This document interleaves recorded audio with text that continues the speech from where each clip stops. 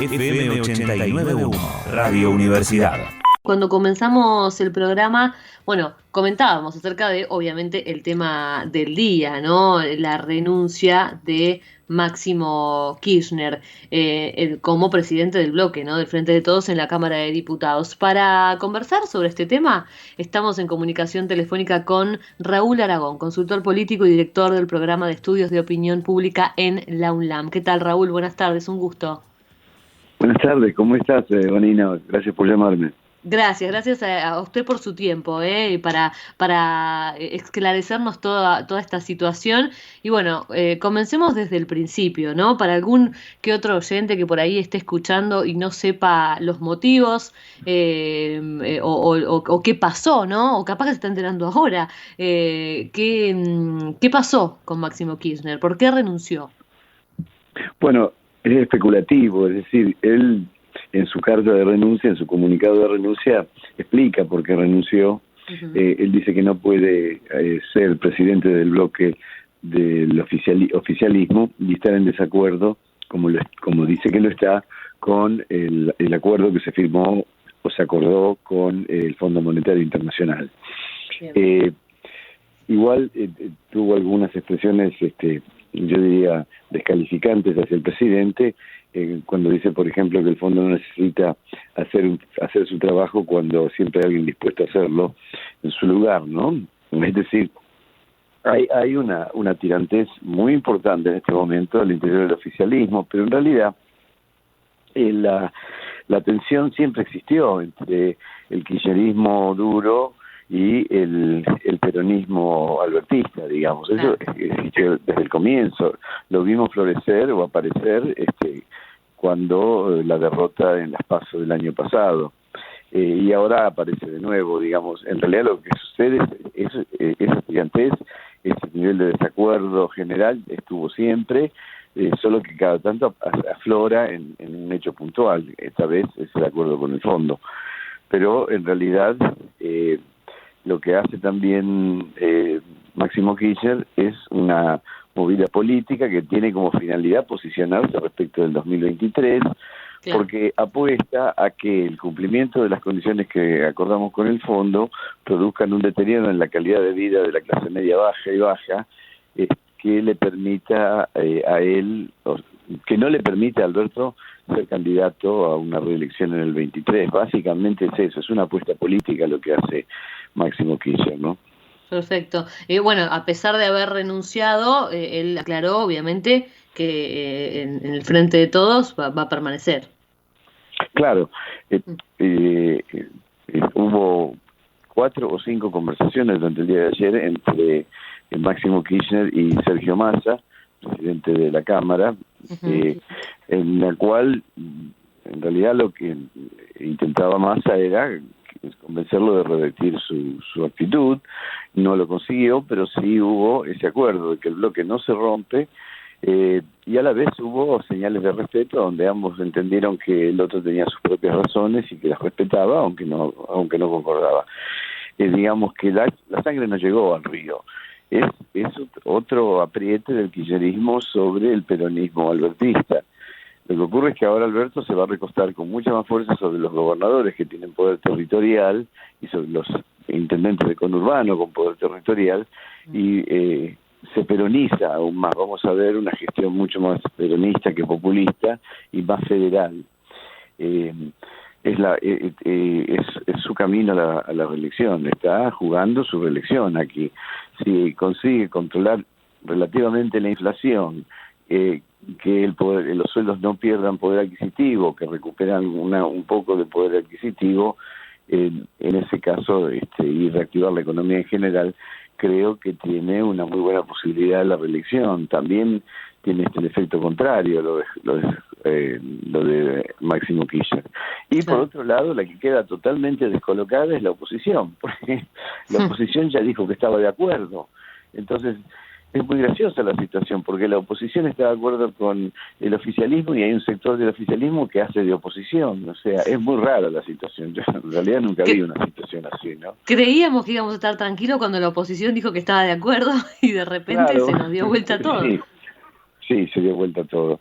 Hay que ver si no aparece en estos días una carta de Cristina, que yo diría que hay una buena probabilidad de que aparezca una carta de Cristina, porque ella también tiene un problema, y es que ella encabeza, es la presidenta de la Cámara del Senado. El acuerdo tiene que ser aprobado tanto por el Senado como por diputados, y es muy probable que el presidente opte por mandar el acuerdo primero a la Cámara de Senadores, porque los senadores en general responden a sus gobernadores, y entonces es mucho más fácil hablar con los gobernadores y llegar a acuerdos políticos puntuales con cada uno para reunir los 37 votos que necesita para aprobarlo. Y respecto del fondo, tampoco se puede echar atrás, tampoco puede decir demasiado, porque el fondo también dijo que estaba muy de acuerdo con lo que se logró en el acuerdo con el gobierno argentino. Entonces, ni la oposición puede decir ahora que no está de acuerdo, ni el Fondo Monetario puede decirlo. O sea, la situación, si bien lo debilita un poco frente al fondo, al presidente, no pone en crisis el acuerdo, ¿no? Bueno, y posibles reemplazantes, ¿cómo están vistos? Bueno, se nombraron dos, José Luis Gioja y Leandro Santoro. No sé cómo lo ve usted, qué piensa de esos dos posibles reemplazos y cuál de los dos se arriesgaría a decir que va. Si es que va alguno de los dos, ¿no? Sí, si es que va alguno de los dos. Leandro es un político joven muy capaz, muy capaz. Sería, te diría, casi una continuidad de la transferencia generacional de poder que se está produciendo en esta época, ¿no? Es decir, están apareciendo liderazgos y figuras políticas sub 50, pues, rondan los 40, un poquito más, un poquito menos. Eso sería Leandro, sería yo creería que podría ser un buen jefe de bloque, tiene mucha gimnasia y además es muy lúcido y con muchísima formación académica además, ¿no? Él tiene una pata en el mundo académico y una pata en el mundo político. Y es un hombre de diálogo, y creo que se llevaría bien con Sergio Massa.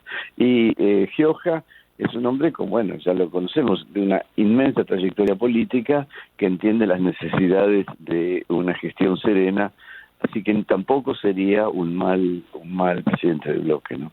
No sé si van a ser alguno de esos dos, me parece que no, porque si se los nombra tan temprano, sí. Pero bueno, no estoy descalificando a ninguno de los dos, tengo mucho respeto por cualquiera de los dos, ¿no? Sí, totalmente. Bueno, ahora el presidente va a viajar, ¿no? Obviamente, Sí. estuvo con Sergio Massa, todavía no sabemos nada, no hay nada filtrado. No hay nada filtrado, una reunión muy larga, las primeras horas de la tarde, no, creo que empezó antes de la tarde, pero no se filtró nada, no hay ningún indicio, y en los corredores que uno camina a veces para escuchar cosas o interpretar cosas, no aparece nada, ¿no? Hasta por lo menos de donde yo he podido llegar no hay ninguna filtración de posibilidades, ¿no? Estos dos nombres que mencionaste son especulativos, no son no tienen demasiada respaldo como que realmente se discutieron esos nombres. Yo no lo podría afirmar. ¿Y qué opina? Ayer, bueno, cuando pasaba todo esto, el presidente Alberto Fernández justamente estaba en C5N, ¿no? Hizo una aparición en la televisión, fue como todo un gran despliegue que se hizo con el presidente en el canal, cosa que por ahí en otro momento no había pasado. Lo mostraron hasta cuando le estaban poniendo el micrófono. ¿También es un tipo de estrategia esto? Sí, el presidente necesitaba salir rápidamente, aparecer, porque si yo tuviera que ponerle un título a este acontecimiento, diría: nace en albertismo. Porque es la primera vez en 2 años largos, desde el 10 de diciembre del 2019 hasta ayer, que hasta hace 4 días, que el presidente toma una decisión y la sostiene, con la cual Cristina no está de acuerdo. Es la primera vez que sucede eso. Esto también tiene una lectura, y tiene una lectura política importante, es decir, Alberto va por la reelección, sin duda. No sé cómo le irá, no estoy especulando. Por supuesto que aspira a la reelección es absolutamente legítimo, y hay un dato que es curioso, porque no quiere decir nada, pero ningún presidente peronista jamás perdió la reelección, ni Perón, ni después Menem, ni después Cristina. Sí. Los 3 peronistas que fueron por su reelección como presidente ganaron. Eso es un dato importante, es un dato muy importante, porque en definitiva desde el poder es muy fácil construir poder, y creo que Alberto finalmente se ha decidido a gobernar. Ayer lo dijo, el presidente soy yo, y respecto de la marcha de hoy, indirectamente es un apoyo al presidente, porque el presidente ha sido muy crítico de la gestión de la justicia en general y de la Corte Suprema, y ayer cuando le preguntaron que si la gente tenía derecho a presionar de esa manera a la Corte, él fue muy claro y muy correcto. Él dijo, bueno, a ver, la República tiene 3 poderes, y cada poder se expresa a través de instrumentos distintos. El Poder Ejecutivo se expresa a través de decretos, el Poder Legislativo se expresa a través de leyes, y el Poder Judicial a través de sentencias. Pero los tres son actos de gobierno. El gobierno no es solo el Ejecutivo, los 3 poderes son el gobierno, lo que regula el país. Y entonces, como actos de gobierno, dijo el presidente, son públicos porque son actos de gobierno, y cualquier sector del público tiene derecho a expresar su disconformidad con cualquiera de esos actos, y es lo que están haciendo ahora, o bueno, lo que van a hacer mañana, porque esto en la noche, ese sector de gente que va a protestarle a la justicia porque no está conforme con el sistema judicial, y citó casos, por ejemplo, bueno, cuánto tiempo lleva cobrar un despido, una indemnización por el despido injustificado, y 5 años, cuánto tiempo lleva a cobrar daños y perjuicios 5 años, 10 años.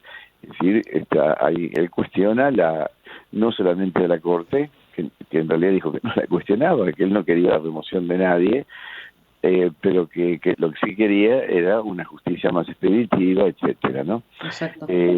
Estuvo muy justo en eso, estuvo clarísimo en eso, y tiene razón. ¿Por qué no voy a cuestionar a la justicia, yo ciudadano, si no me gusta lo que está haciendo? ¿No? Cuando liberan a violadores porque cumplieron 1/3 de la pena y a los 3 días vuelve a violar a alguien, a mí eso no me gusta como acto de justicia. Bueno, puedo protestar. No es una presión del Ejecutivo sobre el Poder Judicial. Eso es lo que el presidente quiso dejar claro, ¿no? Exacto, exactamente. ¿Y cómo ve cómo está la imagen, ¿no? Tanto del presidente también como de la oposición de cara al 2023, y también en este año en donde pareciera como que la pandemia está queriendo terminar, pero aún falta, ¿no? Bueno, la imagen del presidente históricamente cuando asume tenía 70% de imagen. En el peor momento de la pandemia, /cuarentena, /recesión, /desempleo, /pobreza, porque hay que poner todo eso, llegó a tener una imagen positiva de apenas 35%. La ha recuperado, está por encima del 40%, pero habría que medir ahora números posteriores al acuerdo con el Fondo Monetario Internacional y con esta decisión del presidente de sostener una decisión con la que el kirchnerismo no está de acuerdo. Creo que empieza a recuperar su llegada en un sector del medio que no es ideológico, sino más bien pragmático, que vota para un lado o para otro según quién es el candidato, claro. Eso fue lo que el presidente le sumó a la fórmula, Fernández. Cristina tenía aproximadamente 32 puntos de intención de voto, Alberto Fernández le sumó 7, 8, 10, y Sergio Massa también le aportó 6, 7 puntos. Pero con la kirchnerización del gobierno durante estos 2 años, esos sectores del medio, tanto los votantes de independientes que el presidente convenció durante su campaña, como una gran porción de los votantes duros del Frente Renovador de Sergio Massa, empezaron a tener una opinión negativa del presidente, y bueno, obviamente no lo votarían. Creo que empieza a recuperar ese espacio, y entonces se pone competitivo para la elección del 23, ¿no? Igual falta muchísimo, y lo que hay que ver, creo que ya lo dije, es si consiguen mejorar la calidad de vida de amplísimos sectores que primero fueron perjudicados por el gobierno de Macri y después fueron perjudicados por las medidas que fueron necesarias tomar durante la pandemia, ¿no? Claro, bueno, sin duda empezamos el año de manera distinta en cuanto a la agenda, ¿no? Las decisiones que se fueron tomando. Bueno, primero este acuerdo con el fondo, después, bueno, ahora los anuncios del presidente del otro día hablando de la prioridad del año en la educación, ¿no? También eso es importante. Sí, es muy importante, es muy, muy importante. Y después medidas aisladas que son importantes, por ejemplo, un programa de efectos psicológicos post-COVID, que aparentemente está siendo severo y es como está como oculto, no tiene visibilidad, se lo percibe entre otras cosas por el aumento del consumo de antidepresivos. Claro.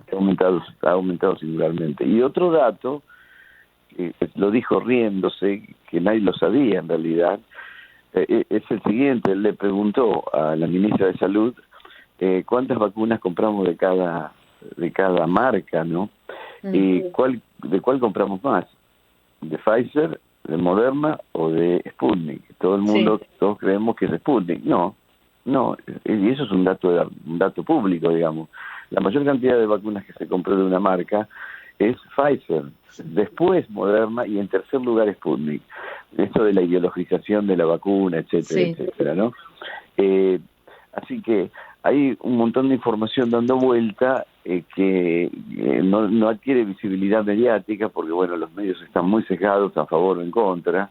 Entonces solamente se menciona en ambos medios las cosas más extremas, más descalificantes del adversario, más legitimantes del propio.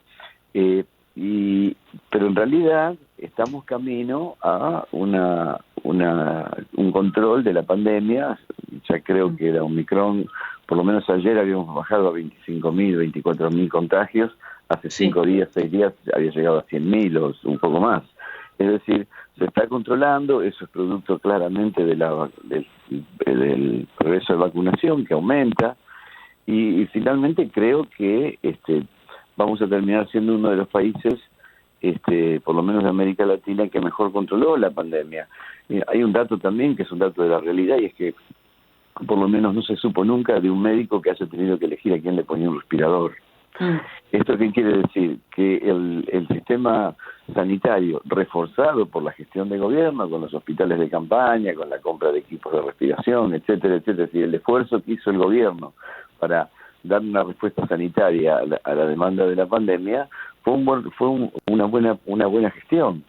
Y lo que nadie dice es que la pandemia nos costó 7 puntos del PBI, mientras a lo largo de estos 2 años le pagamos $5.000 millones de intereses y de capital al Fondo Monetario Internacional. Es decir, cuidado, y tuvimos un superávit comercial este año el 2021 de $15.000 millones, que no es nada fantástico, pero es un buen superávit. Es decir, la economía se está recuperando, la pandemia parece que empieza a ser controlada, el sistema sanitario ha dado respuestas. En fin, si uno mira toda la situación en contexto, además a eso hay que agregarle los 45.000 millones de deuda que nos dejó el macrismo, si uno mira todo ese contexto, la gestión ha sido buena. Lo que pasa es que las condiciones de la pandemia y lo que la pandemia produjo, no solo en términos de salud, sino también en términos de economía, han generado un fastidio muy importante en sectores muy, muy amplios de la población, y también han generado pobreza y desocupación y pérdida de calidad de vida, ¿no? Porque la clase media no se empobreció, pero tuvo que reducir consumos, etcétera, perdió poder adquisitivo, lo cual significa perder calidad de vida, ¿no? Todo eso ha generado un fastidio, y finalmente en todas las ciudades, en todos los países, esta pérdida finalmente se le atribuye al gobierno. Todos los países, por lo menos de Occidente, los oficialismos durante la pandemia perdieron calificación de imagen, la imagen positiva, ¿no? Sí, totalmente. Bueno, la última, y ya lo dejo, que debe tener mucho trabajo que hacer, Raúl. También durante la pandemia se criticó mucho. En realidad, comenzó el gobierno, comenzó la pandemia, así que fue todo junto. Se lo criticó mucho por el tema de la comunicación, cómo comunicaban las cosas, la manera en que se hacía, y por ahí había quizá cierta falencia en eso. ¿Cree que mejoró esto? Sí, yo creo que ha mejorado igual, y yo siempre fui crítico de la comunicación de esta gestión, con respeto, pero siempre dije que era mala la comunicación, contradictoria, generaba confusión, un funcionario se le decía una cosa, al rato tenía que salir otro a corregirlo. Sí, hemos charlado acá incluso de eso, ¿no? Cuando fue lo de Ginés también. Claro, hubo mucho de eso. Sí. Creo que hubo falencias graves. Creo que ha mejorado, creo que todavía le falta. En la sustitución de secretario de Comunicación, Meritelo era, ¿no? Meritelo, sí. Sí. Ha sido oportuna, ha mejorado un poco, creo que le falta, pero sí, coincido, la comunicación de este gobierno no es buena. Bien. Vamos a ver si sigue avanzando más adelante. Le queda todavía un tramito, a ver si mejora un poco. Bueno, Raúl, clarísimo como siempre, le agradezco mucho por aclararnos todo este panorama y bueno, conversaremos dentro de poco, ¿no? Porque obviamente esto sigue, continúa. Sí, nos sorprenden una vez por semana, por lo menos pasa algo que nos sorprende a todos, sí, eso sí. Así que cuando quieran charlamos y con muchísimo gusto, Janina. Gracias, Raúl, un gusto, un abrazo. Perdón, hasta Vanina. luego. Raúl Aragón, consultor político y director del programa de estudios de opinión pública en la UNLAM, hablando un poquitito de política, lo que pasó con Máximo Kirchner, entre otros gustitos que me di ahí para preguntarle. Desde la Universidad Nacional de La Matanza, Radio Universidad FM 89.1. Siempre cerca.